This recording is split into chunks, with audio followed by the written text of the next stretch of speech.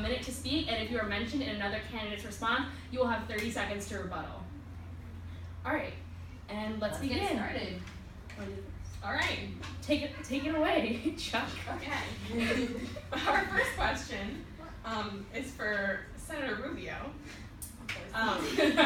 So America already spends more on defense spending than the next 10 highest spending countries combined, and yet you want to raise defense spending. So how do you justify that, and where will you get the money from? So we cannot have an economy if our country isn't safe, so this is a top priority.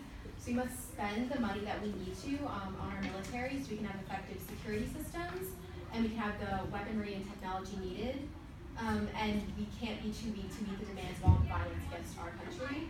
And we'll get the money from cutting spending in other programs that Obama has put excess money into throughout his terms. Sure, I'll take the next one. So this is specifically to Cruz and Trump. So what is your belief and or stance on abortion? And should Planned Parenthood be federally funded? Planned Parenthood is important, but abortions must stop. I have evolved on abortion issues like Reagan evolved. Ban late abortions, acceptance for rape, incest, or health. I am now pro-life after years of being pro-choice. So every candidate in the Republican primary says they're pro-life, and regardless of the facts, the question we have to ask is like, don't tell me you're pro-life, show me. When you stood up and fought to, when have you stood up and fought to defend the right of a life? And I believe that it's necessary to defund Planned Parenthood and to require every woman under the age of 18 notify their parents before having an abortion and to prohibit partial birth abortion. And I have created a group called the Pro-Lifers for Cruz, and this coalition already has more than 17,000 members. And it will be chaired by Tony Perkins, an anti-LGBT president of the Family Research Council. Thank you. All right, so our next one is for Secretary Clinton. You've been accused of flip-flopping on issues based on the public's mentality. So why should the public believe your liberal campaign promises aren't just in reaction to Bernie Sanders? My opinions on the issues that America faces are changed with the newest information that is available. And so as over time we always receive new information, so my opinions are always changing and evolving. And Senator Sanders and I are receiving the same information, so it makes sense for our opinions to be similar as we have many similar beliefs without the new information. So when the information is the same, it seems logical that we would have the same beliefs. And I am not copying him, we had the same beliefs and the same beliefs because of the information that is available. Thank you. Senator Sanders, would you like to comment? No comment. Okay, this is for both Rubio and Bush. How do you plan on reforming the immigration system? I believe that in order to secure America, we should cancel all of President Obama's unconstitutional executive orders. We must eliminate federal funding for sanctuary cities, deport criminal, illegal aliens, hire 20,000 new Border Patrol agents, finish all 700 miles of walls on our southern border, implement an entry-exit visa tracking system, and install $4 billion in new cameras and sensors on the border. I agree with some of Rubio's points, and I believe that those already in the country, we need to put on a good path that requires them to pass through a criminal background check, pay fines and taxes, learn English, and obtain a provisional work permit, not receive federal government assistance, and over an extended period of time earn a legal status. But any plan that is to address the state of illegal immigrants must be accompanied by a robust strategy to improve border security. So I have a great plan that would address this, first by leading Border Patrol with the flexibility to deploy resources to meet threats, use new technologies to achieve continuous surveillance of the border, bolster border infrastructure and improve access to federal lands, require electronic verification of employment eligibility, and many more. And with this plan, we'd be having a great immigration in America. Thank you. Thank you, Mr. Bush. This next question is for Ben Carson. So there have been a few allegations by the public that you would not be what people call a strong president. So how would you deal with the impending threat of ISIS, and why should the U.S. public trust you to portray a strong America? Well, I'm unsure as to why people would see me this way, because I think we should declare war on ISIS. I have a whole plan that you can look up on my website. Some of it includes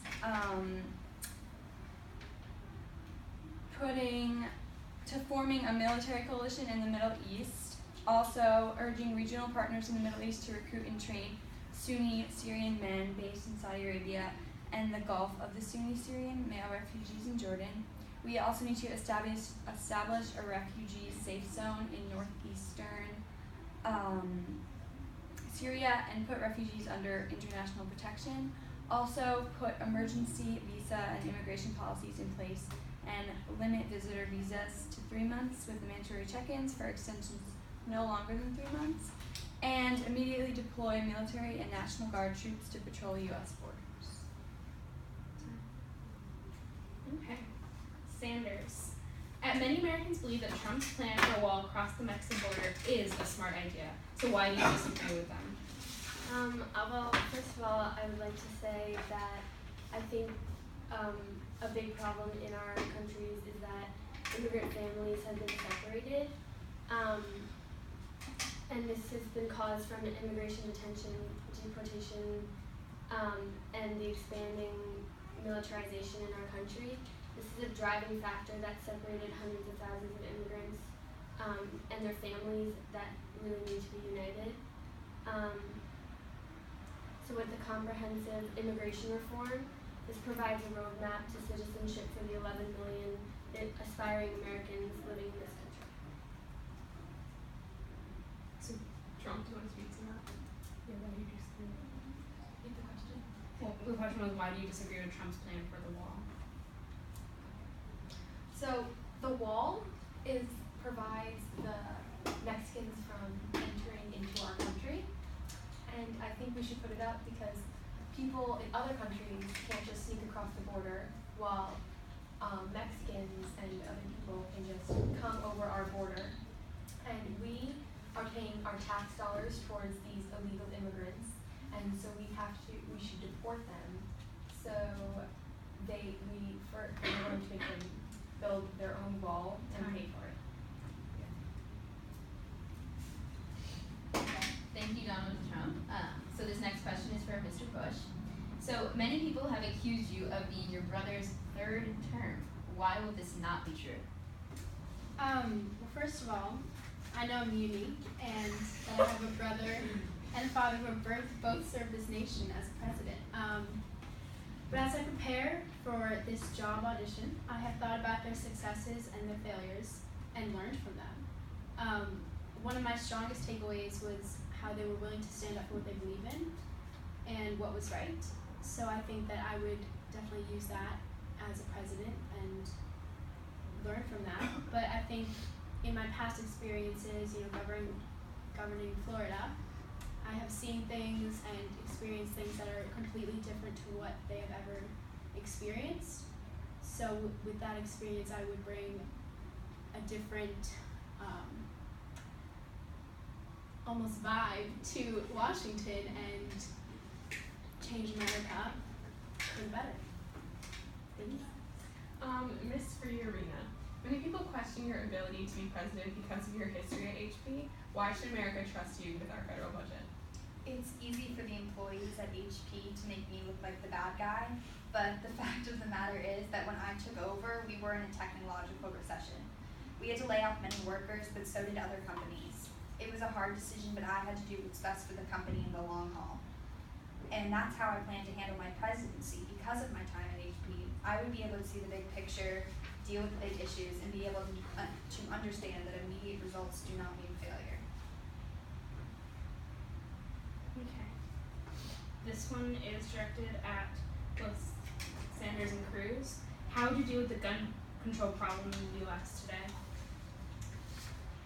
I would like to start by saying that I believe people have the right to buy guns with sensible regulations. I want to reduce gun violence by improving the background check system, but I don't want to get rid of the ability for people to buy guns for their own safety. With that said, I would like to ban semi-automatic guns because they are only really used for the purpose of killing people, and there are other guns that are safer and less violent for self-protection and safety. Yes, so the Second Amendment is obviously known, and it gives us the right to it gives us the right to safety and security and freedom all at the same time. And it's like not simply about hunting or target practice, it's about protecting the lives of our families, friends, and close people. And so when citizens cease to have the right to defend themselves, we cease to be free, and now more than ever, as radical Islamic terrorists seek to attack Americans on our own soil, Americans have the right to protect our families and communities, and this is all more critical to our safety and freedom.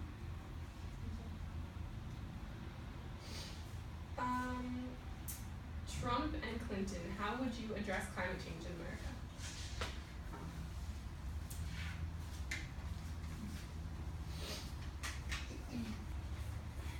I would address climate change by cutting the methane emissions of America, and I will make reforms to lessen the price of using public lands for green energy purposes so America can utilize all the natural resources that we have to make clean and efficient energy.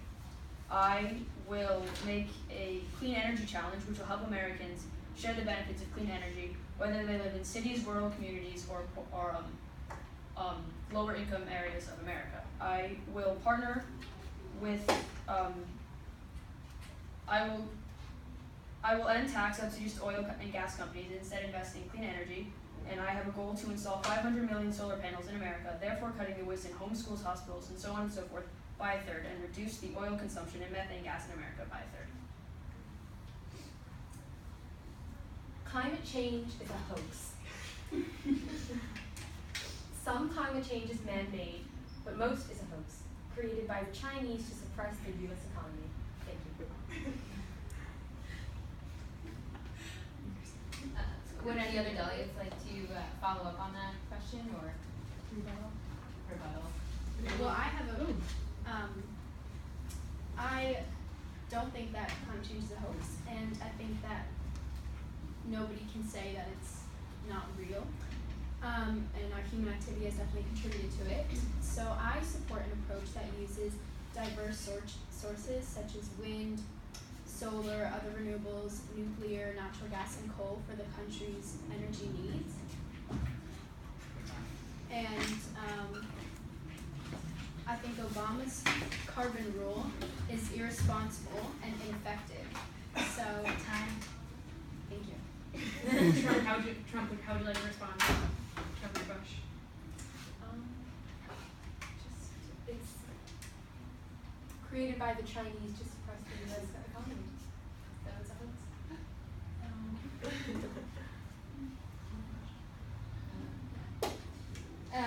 So the next question is directed at Ms. Fiorina and Ben Carson. So for the both of you, what do you think is America's biggest threat today, and what will you do to fix this problem? So Charlie, this is for you first. I think our biggest threat is ISIS, and although I do think it's a little premature to have conversations with our allies, we have to realize how big of a threat it is. So if I do become president, my first step would be able to have a Camp David meeting about how to tackle ISIS with our Arab allies. The Kurds and the Jordanians have been wanting our help for over 3 years now, and I think it's time we reassess their requests so we can defeat ISIS. I also agree with Ms. Fiorina that ISIS is the biggest threat to America currently, and as I stated before, we should declare war on ISIS. As a former pediatric neurosurgeon, I have often had to deal with life and death situations, and through my long career, I have learned how to handle these situations pretty well. So right now, the United States is in critical condition, and the United States is the patient that I will help and solve this issue for. Thank you. Do any other candidates disagree? Personally, I believe that climate change is the greatest threat facing not only America but our planet as a whole. And in response to this problem, we need to cut our carbon pollution by 80%. I will do this by putting a tax on carbon pollution, repealing fossil fuel subsidies, and making massive investments in energy efficiency. Alright, so this question is for Cruz. You are very quick to criticize Obama and his actions dealing with ISIS, and you've repeatedly promised that you would carpet bomb ISIS. But recently, Army Lieutenant General Sean McFarlane, who directs the coalition fighting ISIS in Iraq and Syria, said that idea was inconsistent with American values. So would you be willing to put your military plans aside to listen to high-ranking generals if you were elected president? Well, if we were to carpet bomb ISIS, this would be where ISIS is, not a city, but the location of the troops. And this is, you use air power directed at them, and the object isn't to level a city, the object is to kill ISIS terrorists. And the Persian Gulf, this happened during the Persian Gulf War with roughly 1,100 air attacks a day. So, and we occupied them for 36 days. And it's tough talk to discuss carpet bombing. It's not tough talk. It's just a different fundamental military strategy that we haven't seen President Obama in his last couple terms. Thank you. If anyone who hasn't discussed their plan about defeating ISIS, anyone who would like to please do something else. Well, I would just like to say that we can't do this alone, and us going in on ISIS alone will just end in a disaster. So we need to form a coalition, and we need to meet with our allies to discuss a plan of attack, because we can't do this alone.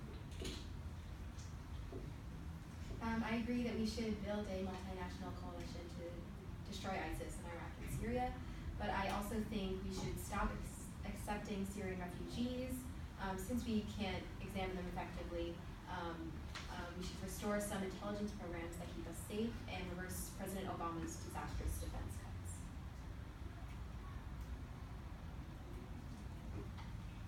So earlier, both Mr. Trump and Senator Cruz revealed that they are pro-life. Would any pro-choice candidates like to speak to that? I will gladly speak to that. I believe that it is a woman's choice to be able to decide if she would like an abortion or not.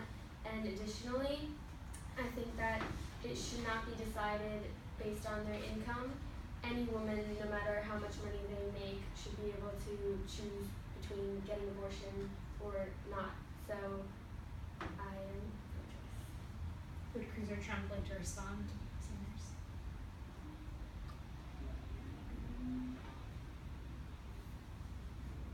Well, I'm very pro-life. I love the concept of abortion. Wait. This is wrong. I just think that if someone is pro-life, it's very, I mean, pro-choice, it's very, you don't, like, you can't just tell me that you're one thing or the other. You have to show me and be able to, like, fight for your ways. And I think that every woman under 18 should notify their parents for having an abortion, because things like this are what cause havoc in homes and within personal relationships. Benson, would you like to respond? I believe that abortion should be legal for every woman, and I have had this belief for a long time. In fact, 10 years ago I spoke in Beijing about women's rights and how important it is for every woman to have the right to her own for every woman to have be able to make the choice for her own reproductive system. It's a very important right and should not be taken away from any woman. Okay. There's no doubt that a woman has a right to her own body and has decisions to make about her own health and her own future, but I think that there's also another right, which is the right to live, and these rights come into conflict when there's an issue. So I made the decision that I would support any legislation that reduces the number of abortions in America. Thank you. I know we spoke earlier about gun control and legislation passed about that. Do any other candidates have anything to say about gun control? My position on gun control is really clear. I believe that law-abiding people should have the right to bear arms, but people who have abused that right should not be able to. I am for protecting the Second Amendment, and I think first I would repeal all of Obama's anti-gun executive actions. In past experiences in Florida, we reduced crime and gun violence while fully respecting the Second Amendment. I worked hard to keep guns out of the hands of criminals and the dangerously mentally ill. Mass shootings are due to a huge mental health problem. No limits on guns. They save lives. Keep enemies of the state away from guns. Gun-free zones are target practice for sickos. Gun ownership makes U.S. safer, not dangerous. Mental health is more important than gun control. Laws are ineffective in preventing gun violence. Thank you. Would anyone like to speak to Mr. Trump's point?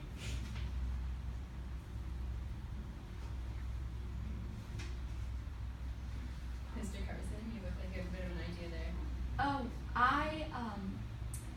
I do not disagree with Donald Trump. I think guns are a right for Americans. We should respect the Second Amendment of our Constitution. Ms. Clinton, do you have anything to say? Well, Americans do have the right to guns, but Americans do not need to have military-grade weapons, and it's very dangerous for them to be on the street. And also, there are many loopholes that allow dangerous people to get guns, such as straw buying, so people who do not have a criminal record can buy a gun and then give to someone with a criminal record. So we need to close a lot of the loopholes that allow dangerous people to get guns, and we need to make more legislation to enforce the closure of these loopholes. If we take guns away from good people, and then bad people have target practice. That was a very powerful statement. Does anyone want to make a comment to that?